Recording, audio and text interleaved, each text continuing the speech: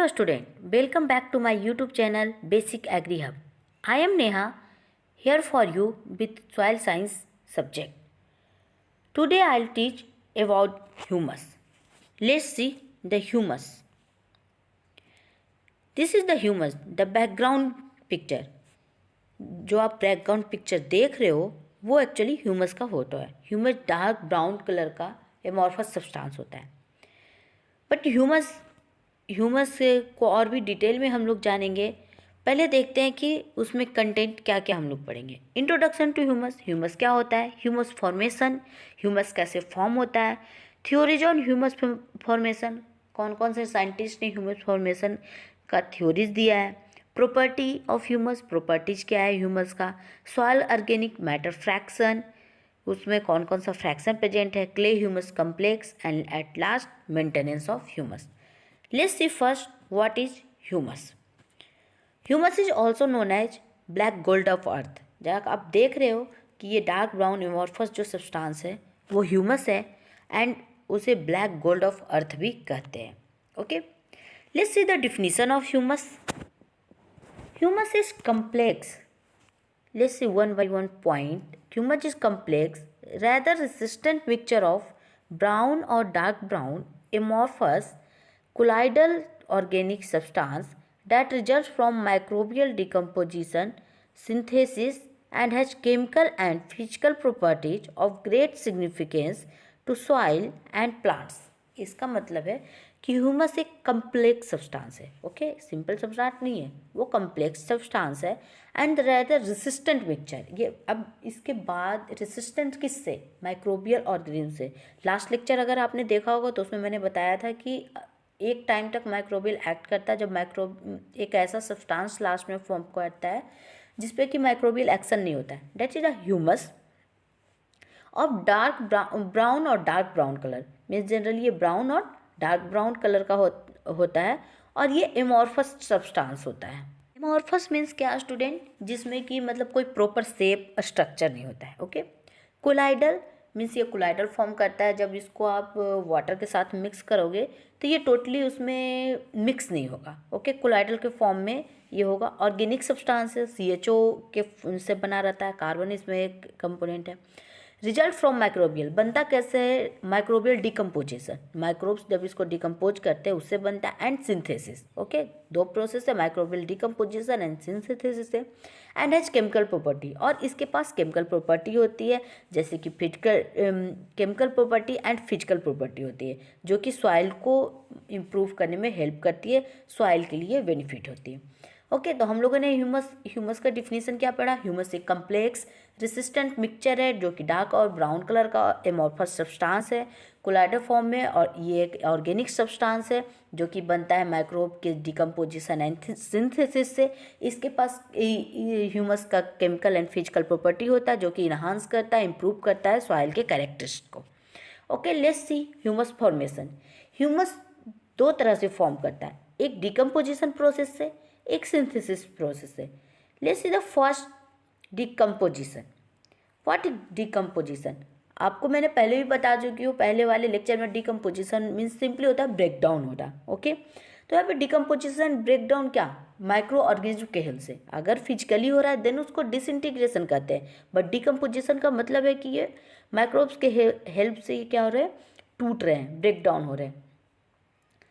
Let's see the humus formation by the decomposition. So, chemicals in the plant residue are broken down by soil microbes including lignin. इसमें क्या है, जो chemicals जो भी होते हैं प्लांट रेसिड्यू में, जैसे प्लांट रेसिड्यू कुछ भी हो सकता है, आपका लीव्स हो सकता है, ट्यूब्स हो सकता है, मतलब not totally woody but succulent type tubes जिसमें वाटर, जिसमें मॉइस्चर ज़्यादा प्रेजेंट हो, soft. Okay, decomposition, after decomposition you see less one all point is connected. Chemicals of plant residue are broken down by microbes including lignin. मतलब इसमें क्या होता है, lignin भी इसमें माइक्रो, इस पे भी सॉइल माइक्रोब एक्ट करता है एंड वो भी ब्रेक डाउन होता है. ओके, जो substance other simpler organic substance that result from breakdown take parts immediately in the humus forming process and biochemical synthesis. Means जो लिग्निन या फिर जो भी प्लांट रेसिड्यू पे जो माइक्रोब्स एक्ट करते हैं वो कुछ सिंपलर ऑर्गेनिक कंपाउंड बनाते हैं। ओके, सिंपलर ऑर्गेनिक कंपाउंड वो ब्रेकडाउन से बनता है और वो क्या करते हैं, जस्ट वो इमिडिएटली टेक पार्ट लेते हैं ह्यूमस फॉर्मिंग प्रोसेस में। मीन्स ब्रेकडाउन के बाद क्या होता है, ह्यूमस फॉर्मिंग प्रोसेस चलता है एंड बायोकेमिकल सिंथेसिस होता है, उससे कुछ केमिकल सिंथेसिस होता है। These simpler chemicals are metabolized into new compounds in the body tissue of soil microbes। ये जो क्या है, सिंपल जो केमिकल्स है वो मेटाबोलाइज होता है, कहाँ से आता है, जो सिंथेसिस होता है बायोकेमिकल, जो केमिकल सिंथेसिस होता है। बायो का मतलब ही होता है student living organism.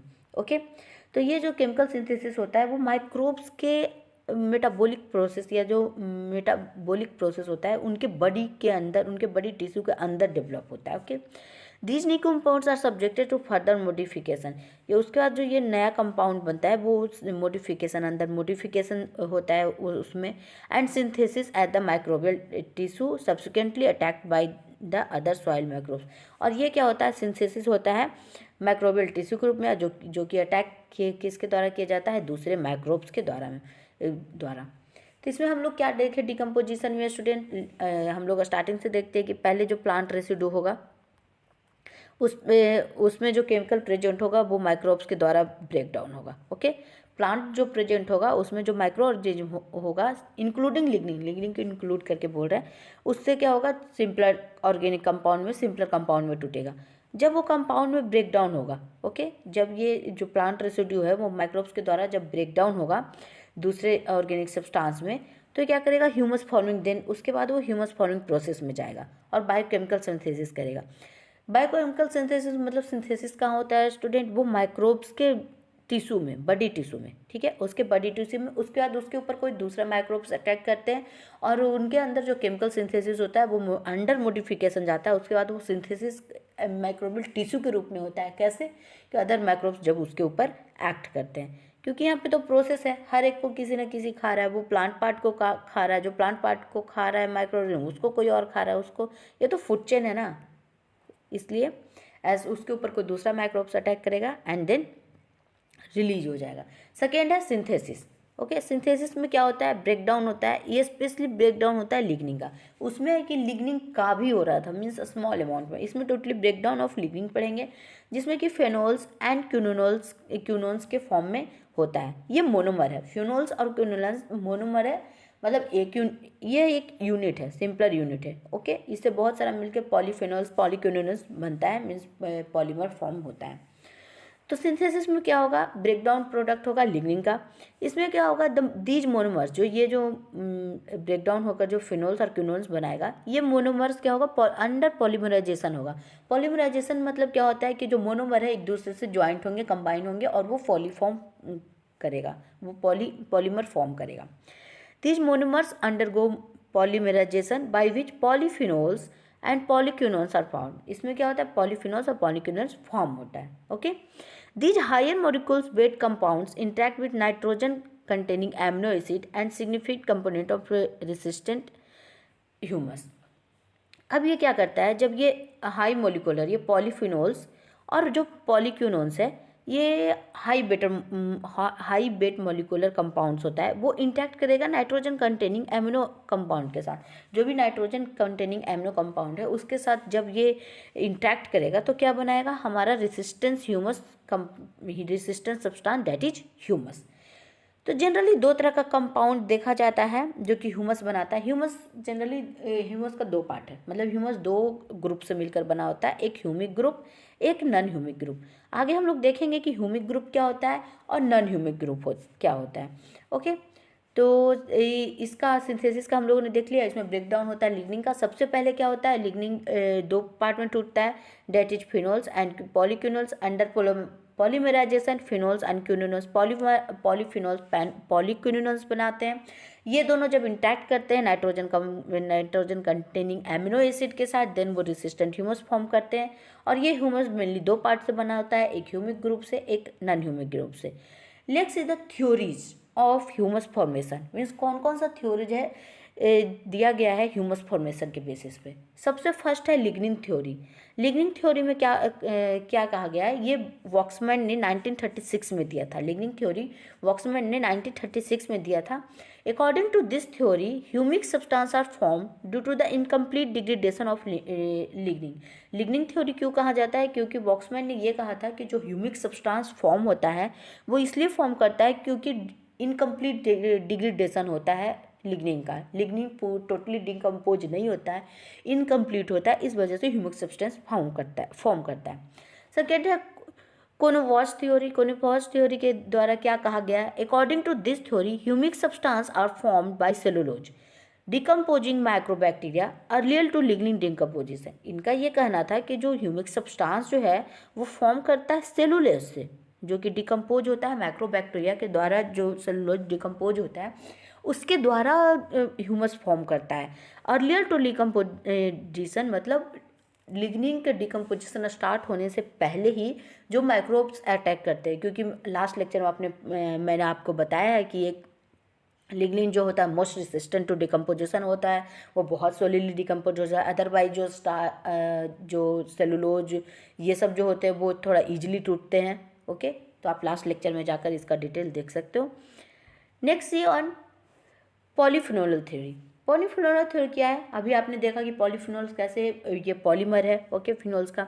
As per this theory the humic substance are formed by the condensation of phenolic materials. बोल रहा है कि जो पॉलीफिनोलिक थ्योरी जो फ्लैग एंड शॉस्टिग ने दिया था, उनका ये कहना था कि जो ह्यूमस फॉर्म होता है, ह्यूमस जो फॉर्म होता है वो फिनोलिक मटेरियल्स के कंडेंसेशन के कारण होता है। ओके, फिनोलिक मटेरियल के फिनोलिक मटेरियल आएगा कहाँ से, आपको पता है, आपने पीछे अभी देखा थोड़ी देर पहले लिग्निन के सिंथेसिस प्रोसेस में कि लिग्निन के डिकम्पोजिशन से होगा।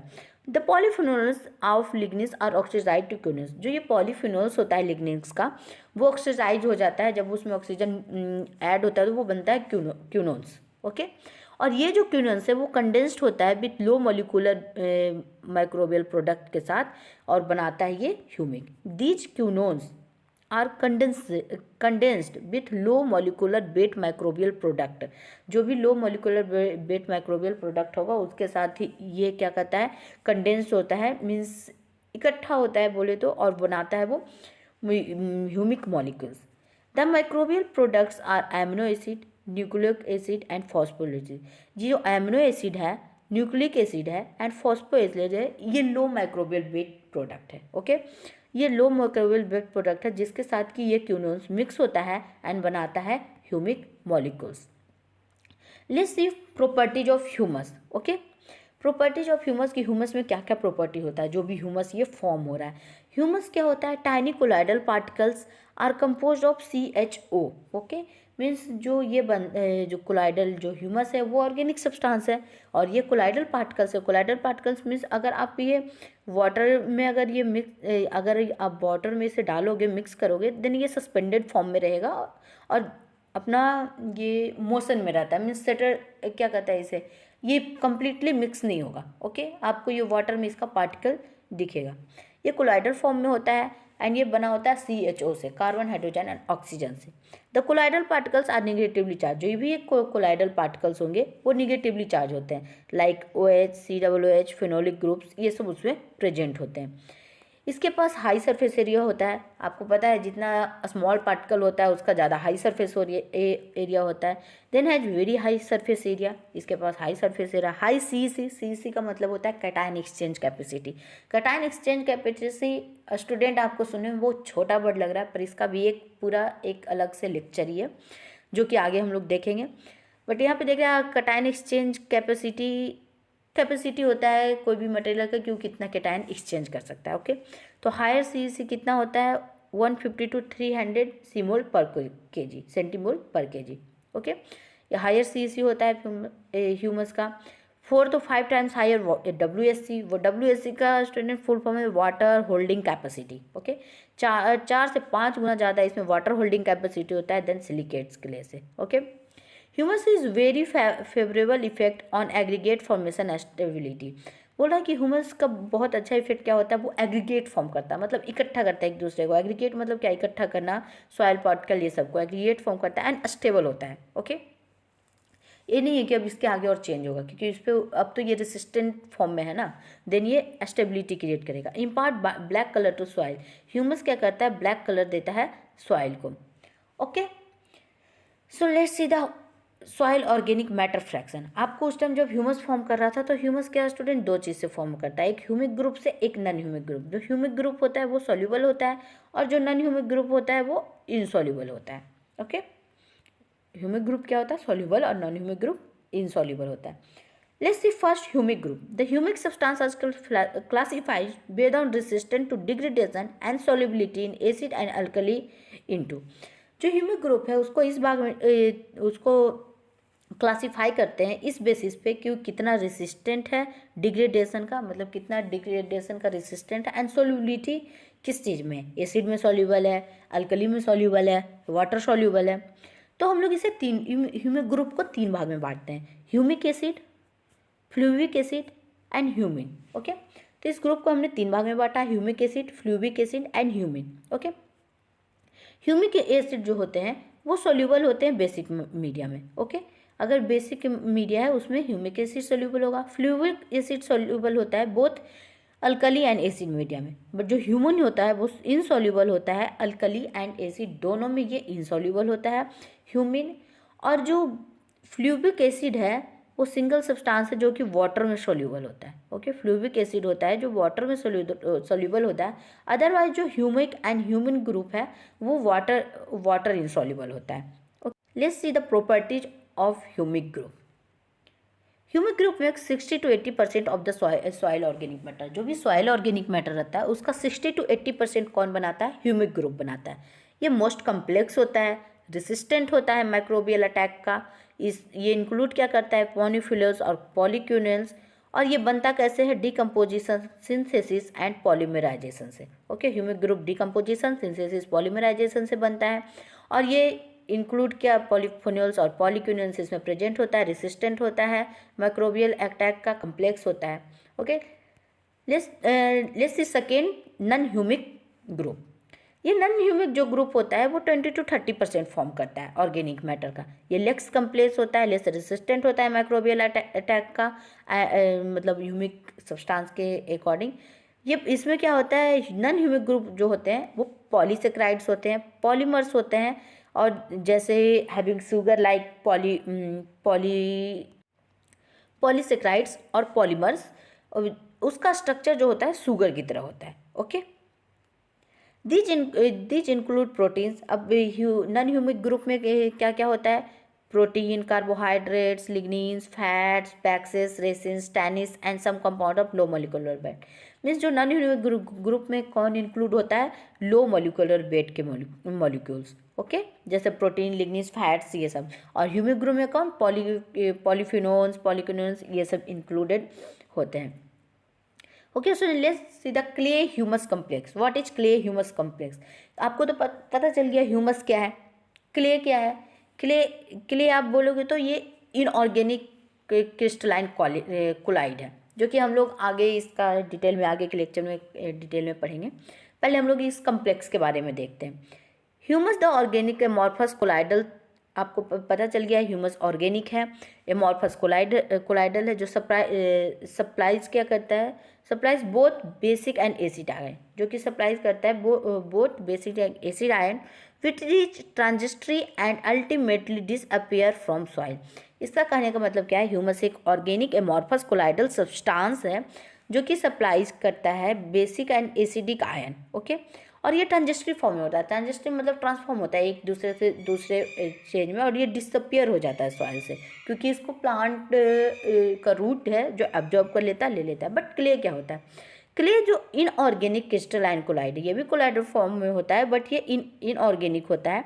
ये सप्लाई क्या करता है, basic nutrients ion is more और लेस स्टेबल, मतलब जो बेसिक न्यूट्रिएंट आयन होते हैं वो सप्लाई करते हैं ये प्लांट को। Okay, both these colloids form the soil colloidal complex. ये दोनों मिलकर क्ले और ह्यूमस क्या बनाते हैं, कोलाइडल कम्प्लेक्स बनाते हैं। दोनों कोलाइडल के फॉर्म में, बट एक ऑर्गेनिक है, इनऑर्गेनिक है, दोनों न्यूट्रिएंट सप्लाई फॉर्म करते हैं।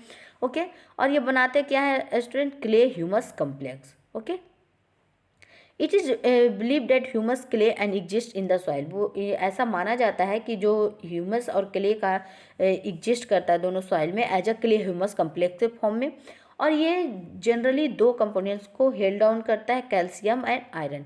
हम लोग दोनों को देखेंगे कैल्शियम एंड आयरन कैसे हेल्ड करता है। तो डिपेंड क्या करता है, इफेक्ट क्या करता है क्ले ह्यूमस कम्प्लेक्स में। Depending upon the nature of binding action, two types of clay humus complex have been recognise. बोल रहा है कि डिपेंड करता है कि कौन क्या बाइंड किया है, आयरन या मतलब वो कैल्शियम, जिसके डिपेंड करता है कि दो तरह का क्ले ह्यूमस कम्प्लेक्स होता है।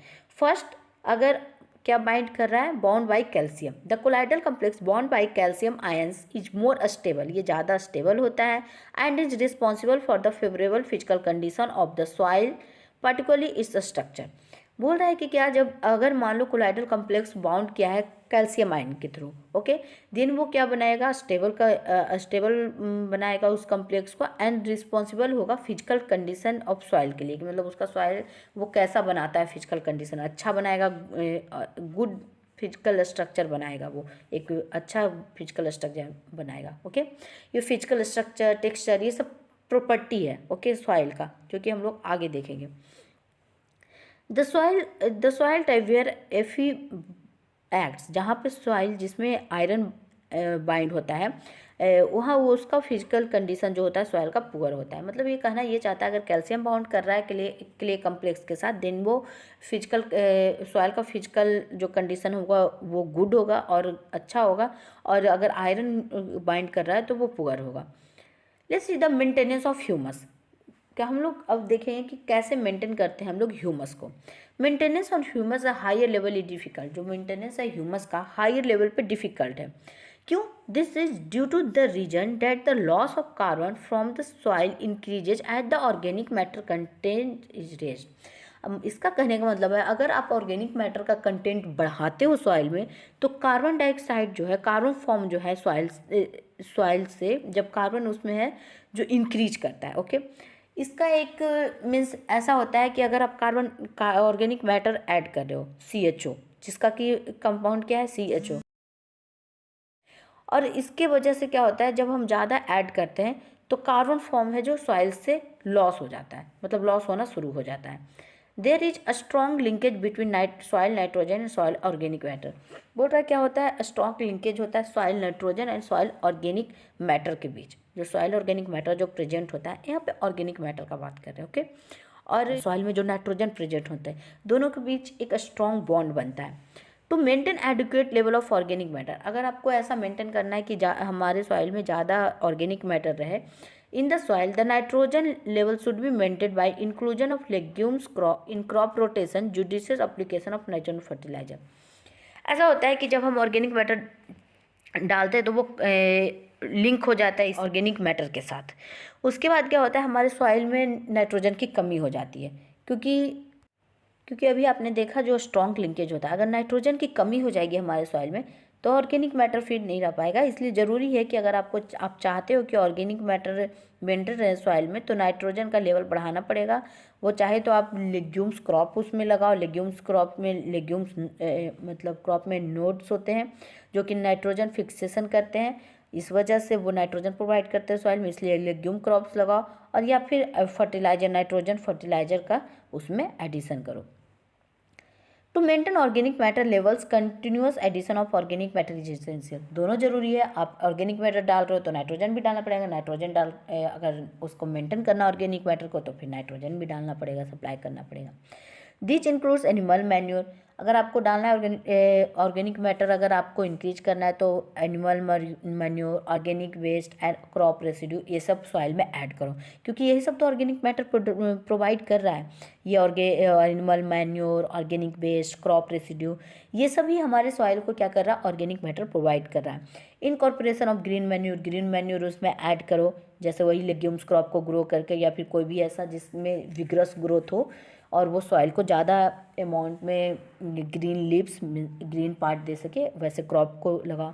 Ensuring vigorous crop growth result in addition of root and tops of, वही अगर विग्रस क्रॉप को अगर आप ग्रोथ कर रहे हो देन क्या होगा, उसका रूट और जो top part means foliage part, leafy part and succulent tender part, वो क्या होगा, ऐड होगा सॉइल में और वो as a organic matter back करेगा। कंजर्वेशन टिलेज, कंजर्वेशन टिलेज करना है मीन्स मिनिमम टिलेज करना है, टिलेज कम करना है। अगर आप ज़्यादा टिलेज करोगे तो वो सॉइल में मिक्स कर होकर डिकम्पोज होकर ऑर्गेनिक मैटर, मतलब ये ऑर्गेनिक मैटर खत्म हो जाएगा, इसलिए कंजर्वेशन टिलेज करो, बार बार उसमें टिलेज नहीं करो। ऑर्गेनिक मैटर अगर आपको ज़्यादा चाहिए देन उसको क्या कहते हैं, आप जितना से कम हो सके उतना कम आप फील्ड में जाकर सॉइल को क्या कहता है, चेंज करो, सॉइल को कम चेंज करो। मिनिमम टिलेज, टिलेज में क्या होता है, जो सॉइल होता है हम लोग उसमें हम लोग क्या करते हैं, उसको इन्वर्ट करते हैं, चेंज करते हैं, उसका जो नॉर्मल फिजिकल प्रॉपर्टी जो होता है उसको हम लोग चेंज करते हैं, फाइन में बदलते हैं। तो कंजर्वेशन टिलेज ऐसा होता है जो कि हम लोग मिनिमम टिलेज करते हैं, मतलब, और ये बहुत ज़रूरी होता है सॉइल के लिए। आज के टाइम में तो जीरो टिलेज का कंसेप्ट भी आ गया है। क्यों? क्योंकि जितनी बार आप सॉइल को टिलेज करने के लिए कोई ना कोई जैसा ट्रैक्टर या फिर हैवी इम्प्लीमेंट्स लेके जाते हो, उस वजह से सॉइल कॉम्पैक्ट होता है। इस वजह से ये कंसेप्ट मिनिमम टिलेज और जीरो टिलेज का कंसेप्ट आया है। Keeping the land fallow to encourage natural vegetation is also advisable, मतलब कहने का मतलब है कि आप लैंड को फैलो छोड़ दो। फैलो का मतलब क्या होता है, खाली छोड़ दो, मीन्स कुछ ग्रो ही मत, क्रॉप मत ग्रो करो, वो लैंड को खाली छोड़ दो। वैसे ही कुछ तो क्या होगा, उससे नेचुरल वेजिटेशन ग्रो होगा। आपने देखा होगा कि बहुत जगह जहाँ पे कल्टीवेशन नहीं होता है, क्रॉप का कल्टीवेशन नहीं होता है, जहाँ पे हम लोग टिलेज वगैरह नहीं करते हैं, वहाँ पे क्या होता है, नेचुरल वेजिटेशन ग्रो होता है, घास या फिर कुछ खुद से सेल्फ ग्रोइंग पेड़ पौधे वहाँ पे ग्रो कर जाते हैं, जिससे क्या होता है, हमें वेजिटेशन मिलता है। वेजिटेशन मीन्स क्या, वही प्लांट पार्ट्स जो हमें मिलती है। इस वजह से क्या होगा, ऑर्गेनिक मैटर वहाँ पे एक्यूमुलेट होगा। आई होप स्टूडेंट आपको ये लेक्चर समझ आया हो। अगर आपको ये लेक्चर समझ आ रहा हो देन लाइक करें, सब्सक्राइब करें, शेयर करें। अगर आपको कोई क्वेश्चन पूछना है या फिर कोई क्वेरी हो तो आप कमेंट बॉक्स में लिख सकते हो। आपको अगर ये पीपीटी चाहिए या स्टडी मटेरियल चाहिए रिलेटेड दिस, देन आप टेलीग्राम ज्वाइन कर सकते हो एंड आप सर्च कर सकते हो टेलीग्राम के लिए Basic Agri Hub. Thank you.